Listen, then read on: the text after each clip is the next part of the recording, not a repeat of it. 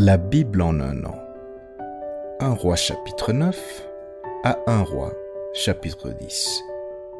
Psaume 130. Proverbe 17, 2 à 3. Lecture du 12 juin.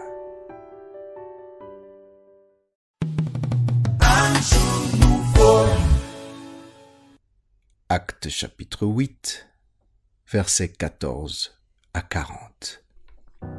Les apôtres qui étaient à Jérusalem, ayant appris que la Samarie avait reçu la parole de Dieu, y envoyèrent Pierre et Jean. Ceux-ci, arrivés chez les Samaritains, prièrent pour eux afin qu'ils reçussent le Saint-Esprit, car ils n'étaient pas encore descendus sur aucun d'eux. Ils avaient seulement été baptisés au nom du Seigneur Jésus. Alors Pierre et Jean leur imposèrent les mains et ils reçurent le Saint-Esprit.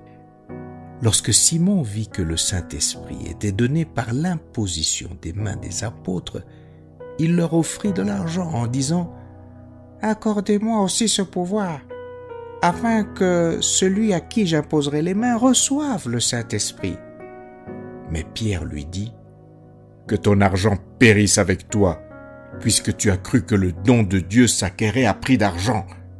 Il n'y a pour toi ni part, ni lot dans cette affaire, car ton cœur n'est pas droit devant Dieu. Repens-toi donc de ta méchanceté, et prie le Seigneur pour que la pensée de ton cœur te soit pardonnée, s'il est possible.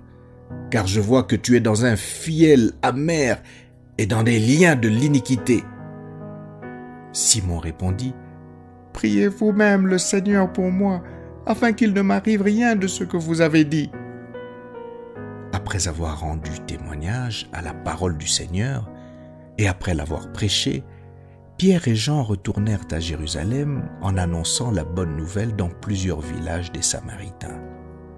Un ange du Seigneur, s'adressant à Philippe, lui dit « Lève-toi et va du côté du midi sur le chemin qui descend de Jérusalem à Gaza, celui qui est désert. » Il se leva et partit. Et voici un Éthiopien, un eunuque, ministre de Candace, reine d'Éthiopie, et surintendant de tous ses trésors, venu à Jérusalem pour adorer, s'en retournait assis sur son char et lisait le prophète Ésaïe. L'Esprit dit à Philippe, « Avance et approche-toi de ce char. » Philippe accourut et entendit l'Éthiopien qui lisait le prophète Ésaïe. Il lui dit, « Comprends-tu ce que tu lis » Il répondit, « Comment le pourrais-je, si personne ne me guide ?» Et il invita Philippe à monter et à s'asseoir avec lui. Le passage de l'Écriture qu'il lisait était celui-ci. « Il a été mené comme une brebis à la boucherie, et comme un agneau muet devant celui qui le tond. Il n'a point ouvert la bouche.